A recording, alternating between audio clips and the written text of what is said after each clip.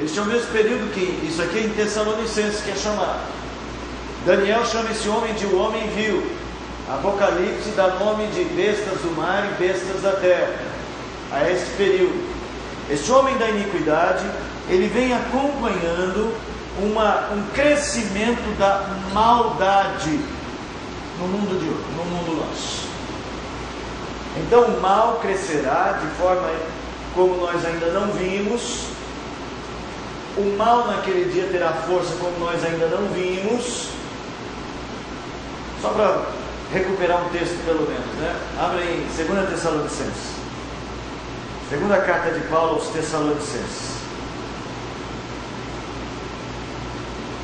Alguém lê para a gente aí o capítulo 2, verso de número 7 a 11, 7 a 12. 2 Tessalonicenses, capítulo 2, de 7 a 12. Ele lê para a gente. Com efeito, o mistério da iniquidade já opera e aguarda somente que seja afastado aquele que agora o detém. Então será de fato revelado o iníquo, a quem o Senhor Jesus matará com o sopro de sua boca e o destruirá pela manifestação de sua vida. Ora, o aparecimento do iníquo é segundo a eficácia de Satanás, com todo o poder de sinais e prodígios de mentira, com todo o engano de injustiça aos que interessam, porque não acolheram o amor da verdade para serem salvos.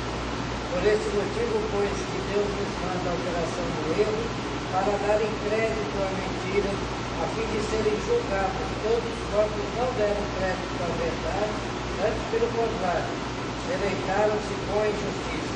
Então, só para você ter uma ideia de como o apóstolo Paulo via este período, ele vai dizer lá para Timóteo: naqueles dias serão tempos difíceis, o crescimento da maldade será, não vou dizer exponencial, mas será multiplicado muitas vezes mais que nos nossos dias, ficará muito mais evidente a maldade. Fala. Esse que o detém é o Espírito Santo. Nós não conversamos sobre isso, né? Está dizendo aí no verso, acho que no primeiro verso, né, que nós lemos. Qual é o verso 11? Quem é esse que o detém? Quem é que detém o homem da iniquidade? Na verdade, o mal é restringido no mundo por Deus. É Deus quem restringe o mal, inclusive em nós. Se Deus não age em nós damos vazão ao nosso velho homem. É por isso que o Espírito Santo habita em nós e vai mudando. E no mundo também, é o que a gente chama de graça comum. De vez em quando aparece lá alguém fazendo um absurdo, né, como um Adolf Hitler. Ou a gente põe a culpa toda em Adolf Hitler, mas não fez aquilo sozinho, né?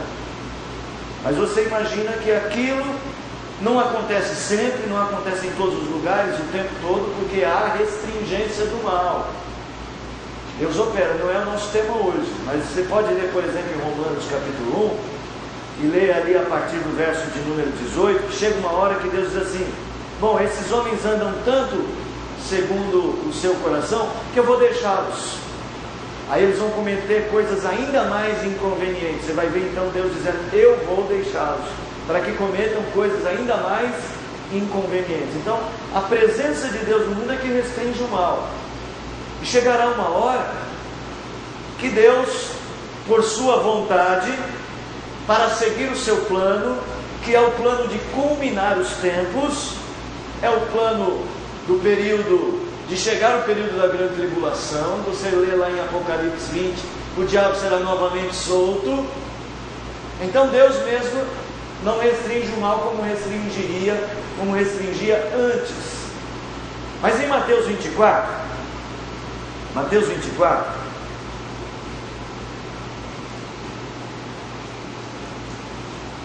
irmão, não estou acostumado a falar com o ar-condicionado ligado. Se eu estou falando muito alto, vocês me controlem aí, tá? Mateus 24, no verso de número 21, diz assim: que nesse tempo haverá grande tribulação, como desde o princípio do mundo até agora não tem havido, nem haverá jamais. Então ele está falando aqui de um mal crescente, tão crescente como nunca se ouviu falar. Mas olha aqui, não tivessem aqueles dias sido abreviados. Apesar de Deus abrir mão da restringência do mal, Ele não abre mão completamente. Ele ainda continua, de alguma maneira, cuidando deste mundo, permitindo com que o mal cresça, mas com que o mal esteja sob o seu controle. Não sei se isso é fácil de entender para vocês. Perceba só, Deus não abre mão totalmente do mundo. Ele está sempre no controle. É porque Deus está no controle que tem a parte boa da grande tribulação, né, gente? Senão, seria muito difícil. É o que o texto diz. Senão, não seria ninguém salvo. Ok? Tudo bem? Irmãos, vocês fiquem à vontade para perguntar, tá? Vocês são nossos visitantes hoje, mas aqui é estudo bíblico. A gente pode conversar. Fiquem à vontade, tá bom? Bom, enfim, eu quero só encerrar essa abertura dizendo o seguinte: qual é o objetivo do mal nesse período? O que o homem iníquo quer? Qual é a função? Ele não quer, eu vou dominar a terra e a terra vai ser minha e pronto, e acabou. Na verdade, os dias dele estão contados e ele sabe tanto quanto nós sabemos. Aliás, eu acho que ele sabe mais que nós. O objetivo deles, o objetivo do mal é silenciar o Evangelho. Não é acabar com a igreja. Silenciar o Evangelho. Se a igreja for apóstata, se a igreja for assim, não, nós somos crentes, mas nós nem acreditamos direito na Bíblia. Como hoje já é possível ver igrejas que consideram a Bíblia um livro de histórias, nem é tão importante mais, porque já passou tanto tempo. Para alguns crentes, nem é importante que Jesus tenha ressuscitado. Sabiam disso?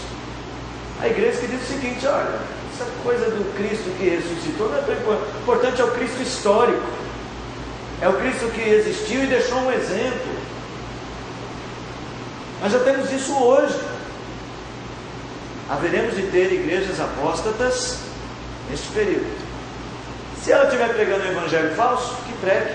Não há problema nenhum com isso. O problema é o evangelho do reino. Atender, o que eles querem é evangelizar, é silenciar o evangelho do reino. E eu quero hoje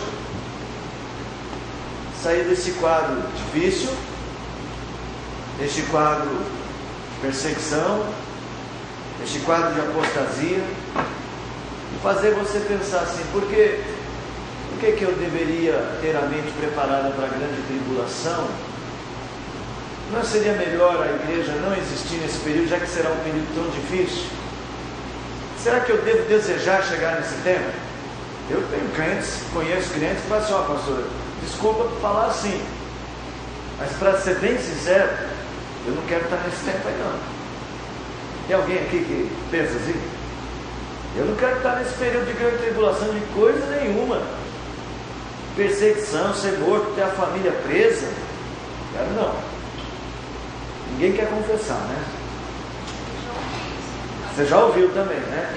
Quantos desejam imensamente estar na grande tribulação? Ninguém também. Agora eu já não sei o que vocês querem, viu? Acho que vocês estão indecisos. Já sei, vocês estão esperando a parte boa, para ver a parte boa. Tá certo? Irmãos, vamos louvar o Senhor. Quero dar as boas-vindas ao casal. Como chegou mais gente agora, apresentem-se, por favor, para nós conhecermos. Os irmãos são da Igreja Formosa de Cristo, aqui no comecinho da Renata ali. Fala os nomes para todo mundo conhecer. Eu sou Douglas e ela é a noiva Daí. Douglas e Daí. Sejam bem-vindos, viu? Deus abençoe. Vamos lá, Natália. Qual hino nós vamos cantar? 128. 128. Ao som do instrumento, vamos nos colocar de pé. Conseguem ver ali? Apaga as primeiras luzes, se você puder, vamos. Fica mais fácil de ver o hino. Ao som do instrumento, vamos ficar em pé para louvar o Senhor. Isso.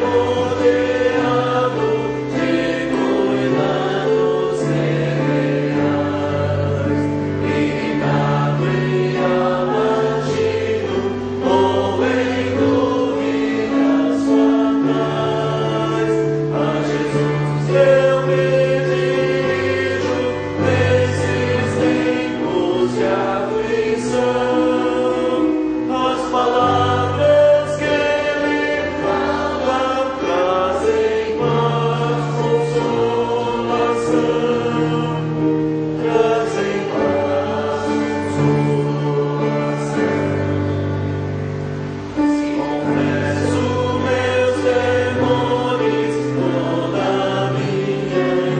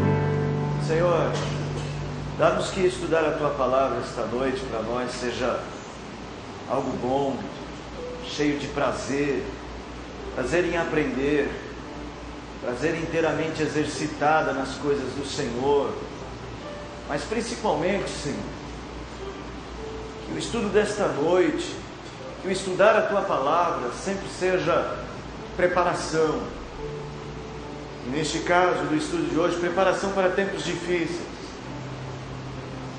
Prepara-nos, Senhor, mas fortalece a nossa fé, nos disponha a pensar positivamente na volta de Jesus. Clamamos, nós oramos em nome do Senhor Jesus. Amém. Amém. Podem assentar-se, irmãos. Vocês não estão faltando na escola para ver hoje não, né? Tem ninguém faltando em aula não, né? Tem que confessar os pecados, hein? Mas é gostoso ter vocês aqui, muito bom. Tivemos um acampamento bem gostoso, não foi, gente? Para quem não esteve lá conosco, sentimos a falta de vários irmãos, mas foi um acampamento bem gostoso. Muitas surpresas também. Descobrimos talentos. Foi bem bacana estar com os jovens ali. Já descansaram? Todo mundo descansou do acampamento? Dá para dormir só 3 horas essa noite ou ainda tem que dormir mais umas 9, 10 horas? Cuidado para não perder a hora amanhã cedo, hein? Irmãos, tudo isso aqui que nós estamos falando, grande tribulação, como conteúdo bíblico, eu quero enfatizar para você não trabalhar com a Bíblia, e principalmente em matérias como essa, como um livro de curiosidades. Que as pessoas ficam muito, eu quero saber o que vai acontecer, quero saber o que é aquele negócio de besta que emerge do mar. Mas a função da Bíblia não é alimentar nossa curiosidade ou satisfazê-la.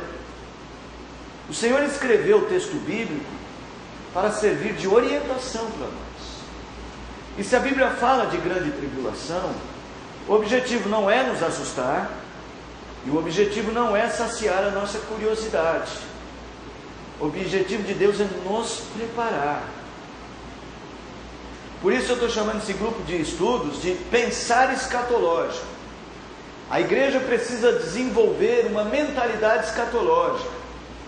É a capacidade de agir nos dias de hoje como quem anda na direção do Cristo que volta. Não sei se vocês entendem isso. Às vezes, irmãos, nós estamos vivendo como se Cristo não fosse voltar, como se a história não tivesse um final, e o final da história é Jesus Cristo para nós. Assim como o final da história para os ímpios, você sabe qual que é, né? Qual que é, Daniel? A morte. Não é só a morte, é a segunda morte. Lá em Apocalipse 20, é o lago de fogo, que é a segunda morte. Então assim, nós não podemos andar tão distraídos como temos andado. E temos de tomar muito cuidado para essa cultura imediatista do nosso tempo, esse tempo materialista, esse tempo consumista, para essa cultura não enfraquecer a nossa fé, porque nós também estamos vivendo tempos de fé consumista. Eu estava ouvindo o testemunho de 2 jovens conversando, eu só ouvindo. Estavam conversando. Ontem eu fui, semana passada eu fui na ministração da pastora fulana. Mas no outro, aí ele falou, você estava lá na ministração, tremendo, maravilhoso, não foi? Foi de Deus mesmo. Mas anteontem eu estive na ministração do pastor Beltrano, ele veio da África com uma novidade. Eles pertenciam a uma igreja, mas eles consumiam o produto da fé em vários lugares. Às vezes a gente não percebe, mas nós estamos tão, às vezes, influência. Está muito friozinho, muito frio no quarto para vocês? Tem jeito, eu não sei mexer nisso aí. Você sabe mexer ali, Marcelo? Faz favor. Desliga uma máquina, não precisa das duas, desliga aquela ali.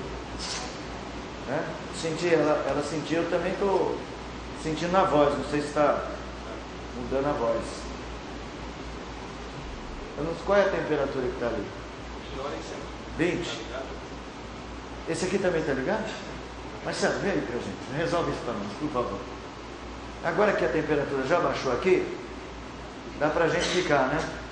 Não precisa todos eles. E até o som melhora, já começa a falar mais baixo.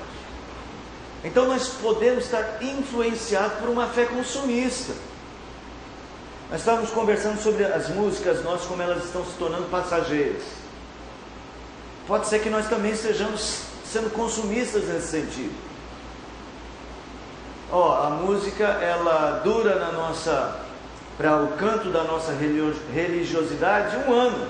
Depois de 1 ano a música já é velha. Essa daí, puxa, de novo, vamos cantar essa. Pastor, mas isso eu não acho que é de agora. Eu acho que dura 5 anos. Eu não sei a música da sua mocidade, da tua época. Você sabe. Nas estrelas vejo a sua. Eu porque sou mais velho. Ah, sim. Novos aqui não sabe. Mas eles conhecem essa. Uma, pastor? Não, uma não, eu dou outras. Que não era da minha mocidade não, hein? De outras, por exemplo. Essa daí já sumiu do mapa, né? Não vale, aquela era covardia, né? Nos galhos secos de uma árvore qualquer não vale, porque agora, para a nossa alegria, virou hit da internet. Mas, por exemplo, Satisfação era uma música dos vencedores dos anos 70. Leão da tribo de Judá. Leão da tribo de Judá. O Ademar de Campos. São poucas, entendeu? Eu estou dizendo assim, não é de agora, mas agora nós estamos num período ainda mais intenso de consumismo. Não que eu acho que não tem que ter músicas novas, acho que elas têm que ter. O meu problema é quando a nossa fé, ela caminha seguindo um conceito consumista. Aline Barros, não sei se ela tem músicas novas, mas algumas das suas músicas são deixadas de lado. Eu não sei quais que estão na onda, eu não sou tão bom assim, mas eu já vejo tanto nome que eu não sei direito nem quem são. O que a gente precisa? Eu não quero entrar no mérito da questão das músicas hoje, só quero entrar no mérito da possibilidade de não estarmos percebendo que a nossa fé também é influenciada pelo sentimento consumista. E os nossos, digamos, os produtores destes bens religiosos nossos, podem também estar influenciados pelas leis de mercado. Por que um compositor grava um CD hoje? Às vezes, eu não estou dizendo sempre, às vezes porque ele precisa vender, precisa manter uma estrutura que se montou. E não é só isso não, livro também. Tem gente que lança livros e mais livros e mais livros e mais livros, e às vezes o objetivo é a ideia de um mercado, aproveitar um momento de mercado. Nós temos a feira, né? A feira dos cristãos. Gente, eu estou com a mente péssima. Como é que se chama a feira? Expo Cristã. Veja, estou dizendo que não tem que ter. Acho que é bom que tenha. Pelo menos a gente sabe o que está acontecendo, onde estão as coisas. Mas já há sinais de que há uma ideia de mercado em nosso meio. O problema é quando a nossa fé e o conteúdo da nossa fé entra no mercado. Por exemplo, um autor que tem uma doutrina, que crê numa determinada doutrina, mas não a coloca no seu livro porque ele precisa vender isso para A, B, C e D. Ou uma música que é composta de uma forma bem genérica que agrade presbiterianos, pentecostais e até católicos. Ou não tem isso mais? Ou vocês acham que não tem? Ou será que eu estou sendo exagerado? Que os autores das letras agora evitam assuntos de idolatria, porque hoje o católico compra CD evangélico tanto quanto evangélico. Mas se no CD tiver alguma coisa muito clara contra a idolatria, não vende. Enfim, nós temos que tomar muito cuidado com os últimos dias. A apostasia é uma marca muito clara dele. Onde eu quero chegar? Você precisa pensar de forma escatológica. Sabendo que a igreja sofrerá com a apostasia no final dos tempos, Perceba a apostasia dos dias de hoje. Sabendo que haverá perseguições no final dos tempos, não se assuste com as perseguições nos dias de hoje. Não negocie a sua fé. Não permita com que você precise, é o que Calvino chamava, no tempo de Calvino ele dizia o seguinte: nós não negociamos a verdade na mesa da comunhão. Calvino servia ceia para o povo, e chegou um grupo de pessoas ali, eram os anabatistas, se eu não me engano, e ele não tinha comunhão de verdade com eles. Ele falou: vocês não creem na verdade. Esse era o juízo que ele fazia, não deixava eles tomar ceia. Aí falou: nós não negociamos a verdade na mesa da comunhão. Ele diz assim: eu não jogo fora a verdade para ter comunhão. A nossa comunhão tem que ser na verdade. Porque o texto que nós lemos há pouco diz o seguinte: deixaram de dar ouvidos à verdade. Eu jogo. Pode falar, Marcelo. Você até o livro que eu estava lendo, você está falando que assim, hoje a igreja ela perdeu a visão de Cristo assim, no centro de todas as coisas. Eu acredito que sim. Só um minutinho, Marcelo. Valmir, vê se você arruma para mim um sem fio, porque aí o pessoal da internet não ouve o pessoal falando aqui, eu acredito. Será que pega? Esse barulhinho. Vai lá, Marcelo, pode falar. Então, quem fala assim, Jonathan Edwards. Isso. Essa visão fascinada por Deus, que ele tinha todas as coisas. E assim, hoje parece que assim, perdeu, sabe? Assim, eu vou fazer qualquer outra coisa, mas eu vou poder pensando em mim. E eu preciso assim, de Deus para me chegar naquilo que eu quero. Assim, mas, Deus é um instrumento para o que eu quero. Assim, mas não assim, no sentido de eu glorificar Deus por aquilo que eu faço. Exatamente. Então tem essa percepção. Você vai perceber que a igreja se afasta de Cristo. A igreja, ela usa Cristo como instrumento de si, ou para si mesmo. Deus tem sido adorado pelo que Ele faz, não pelo que Ele é. E Ele tem que ser adorado pelas duas coisas: pelo que Ele faz e pelo que Ele é. O problema é quando Ele é buscado apenas como um instrumental nosso. Aí eu preciso de Deus porque eu preciso disso. Irmãos, o que os textos falam para nós é que nós temos inteiramente preparado. Abra em 1 Timóteo, não, 2 Timóteo, capítulo 3, o verso 1. Quando você falou sobre vender a fé, Negociar a fé. Tem, por exemplo, é correto igrejas não servir a Santa Ceia para outras igrejas? Isso também é não negociar a fé? Não, hoje nós temos muitas denominações, com vários nomes, e algumas delas crendo nas mesmas coisas, só são nomes diferentes. Então você tem casos e casos, então não dá para generalizar. Por exemplo, no tempo de Calvino tinha uma distinção entre assim: vocês não creem nas coisas básicas da fé, então não. Está pegando? Dá para pegar todos os microfones lá, obrigado.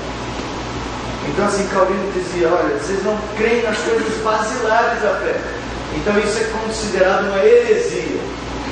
Então Calvino não havia comunhão para esses casos. Mas é óbvio que nós não temos igrejas, todas elas pensando exatamente iguais, mas nas coisas básicas da fé, a maior parte das igrejas evangélicas creem.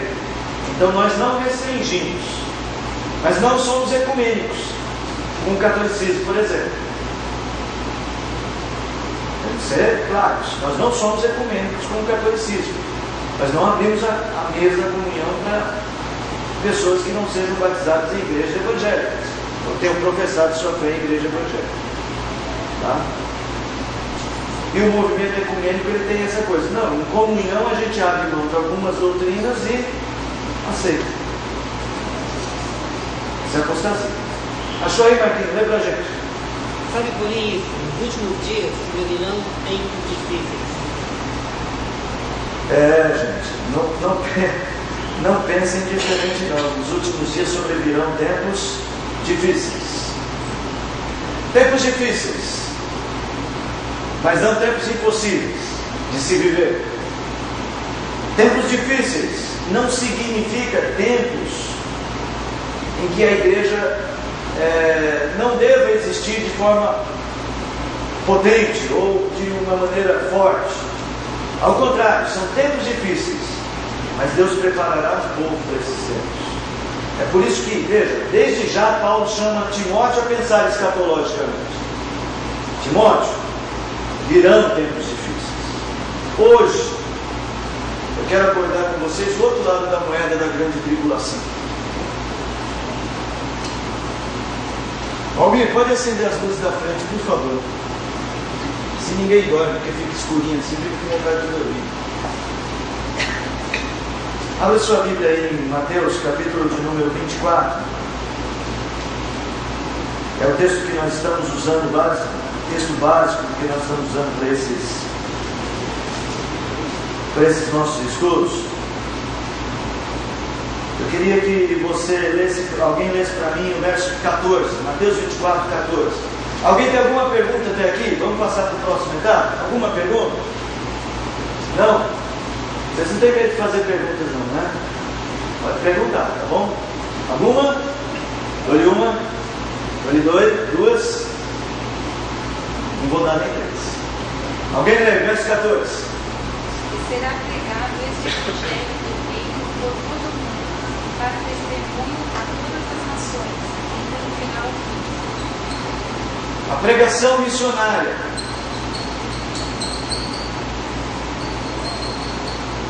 Do reino, do evangelho do reino.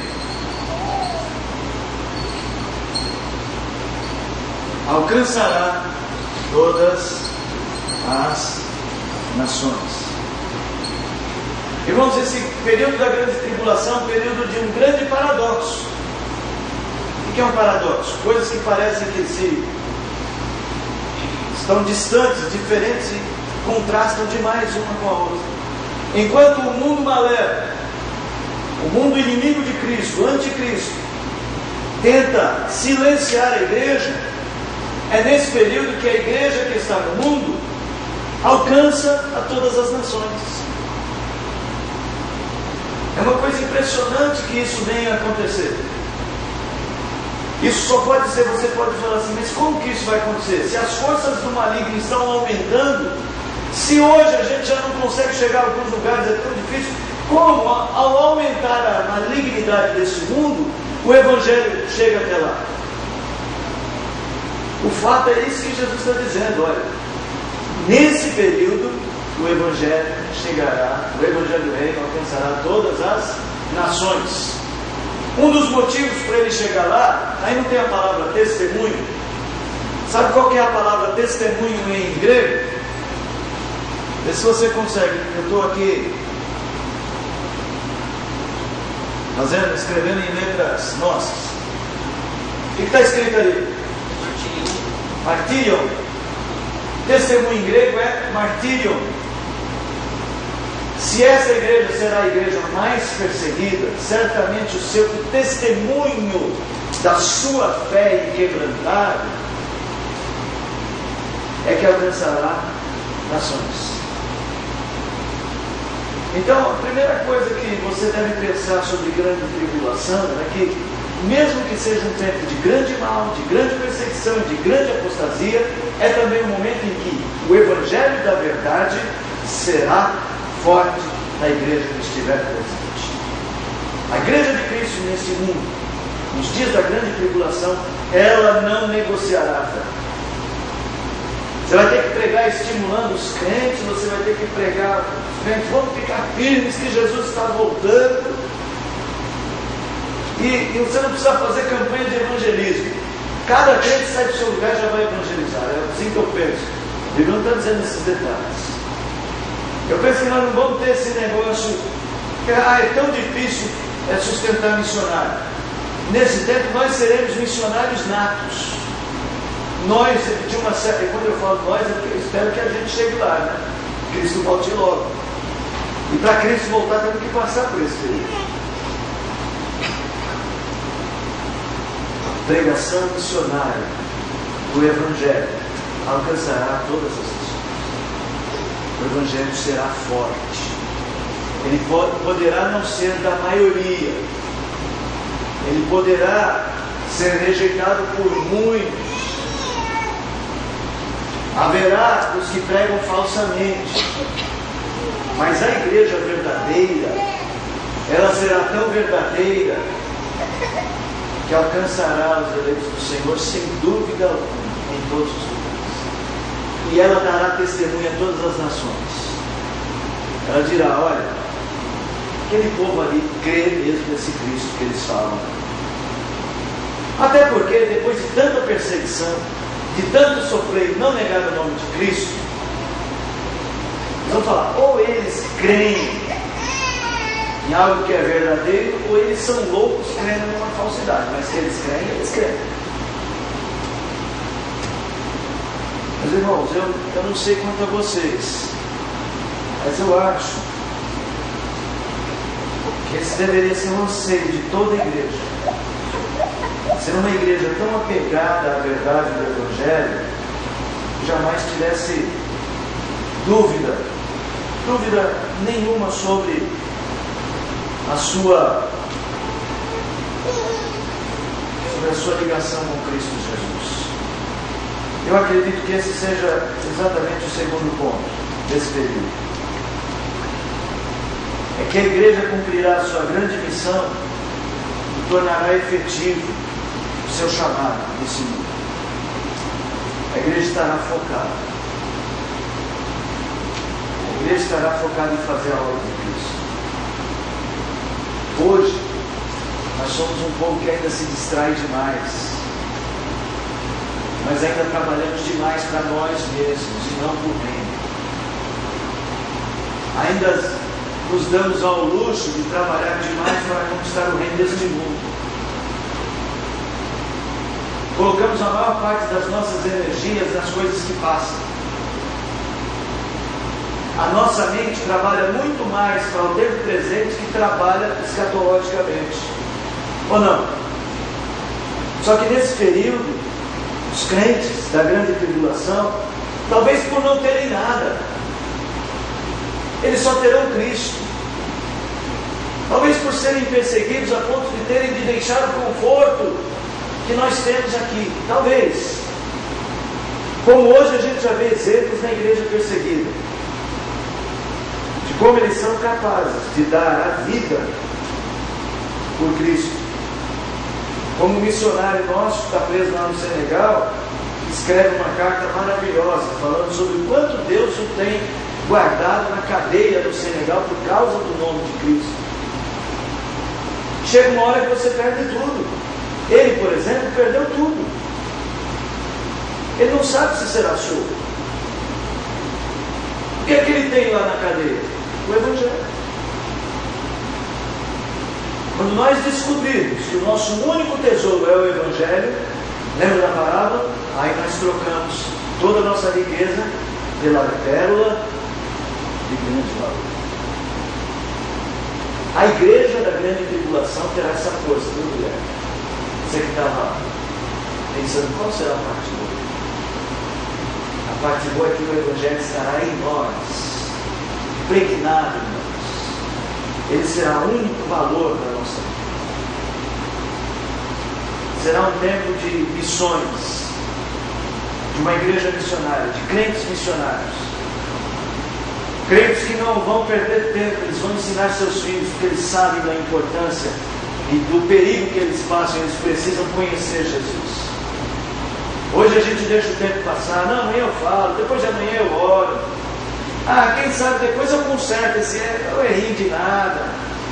Depois eu conserto, deixa para amanhã, deixa para depois. Não. Aquele tempo. Pais saberão da urgência de ensinar seus filhos. Mesmo que venha a perder a vida, não perderão seus filhos por coisas pequenas. Então, é um tempo de missões. Enquanto todo mundo maligno se volta para silenciar a igreja, é o tempo que ela fala mais alto sobre o Evangelho. Ele fala com a voz e com a vida, com a própria vida. Por isso, a carta aos Apocalipse, a carta aos Efésios, lá em Apocalipse, diz assim, aos Efésios não é aos Efésios, é Esmirna, né? Ser fiel até a morte, dar-te-ei a coroa da vida. Ser fiel, ainda que se necessário morrer, dar-te-ei a coroa da vida. Vamos contar aqui Mateus 24. Pastor, Pois não. o senhor falou aí de tanta gente não ter nada, talvez, perder tudo.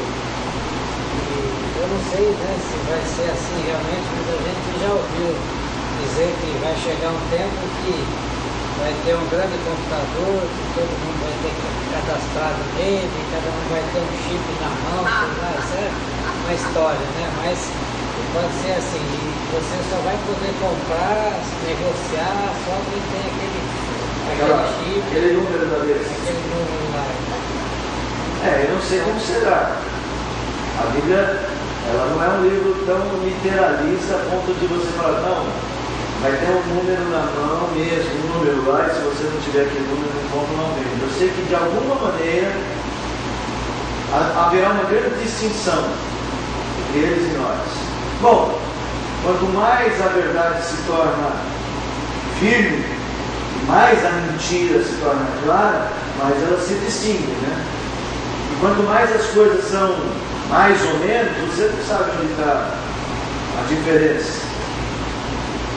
Então, eu acredito mesmo que, pela lógica, se ela será perseguida, a tendência dela perder privilégios é natural, né?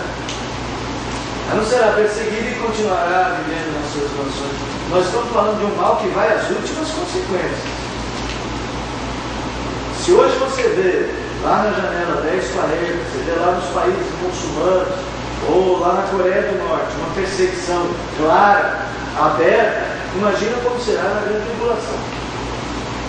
Agora eu acho que no céu não tem modernidade, é a mesma coisa, porque o céu muda, é o céu.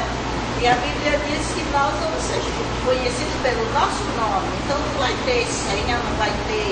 Não, mas ele está falando na grande tribulação. Na grande tribulação não vai ter painel, não. Mas na grande tribulação ainda não é o céu, né?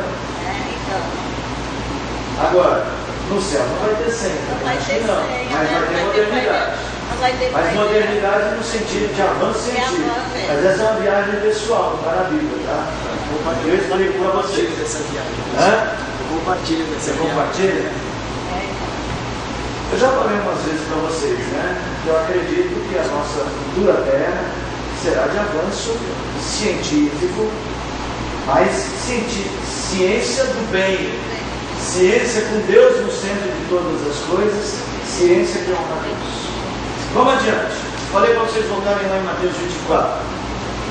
Por ser o período da pregação fiel do Evangelho, há uma outra coisa que acontece aqui nesse período. Há uma outra coisa que acontece aqui nesse período. Veja, nenhuma igreja pregará fielmente o Evangelho sem que o coração dos crentes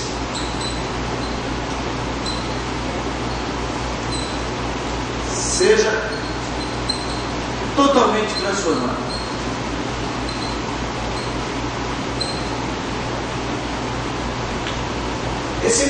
É um paradoxo. Aumenta a perseguição e o Evangelho é pregado. Como pode ser isso? Isso tem que ser uma obra sobrenatural. Só que não é sobrenatural do tipo, os crentes vão sair jogando raios. Não. O coração dos crentes será transformado. A força vital que move os crentes será poderosa dentro de nós. A nossa comunhão com Cristo será como nunca foi. Mesmo ainda no ambiente em pecado, como é esse ambiente que nós vivemos. A igreja se apegará a Cristo como talvez só mesmo no tempo da igreja primitiva, ou quem sabe mais que no tempo da igreja primitiva, ela se apegou. Haverá crentes de coração completamente tomados pelo amor ao Senhor. Você entende o que eu estou dizendo? Entende a diferença falando, não, meu coração é apegado ao Senhor. Mas naqueles dias será apegado como nunca foi. Você não se distrairá. A comunhão entre nós e Cristo será intensa. Olha só aqui no capítulo 24, verso 9 diz assim: então sereis atribulados e vos matarão. Sereis odiados de todas as nações por causa do meu nome. Nesse tempo muitos hão de se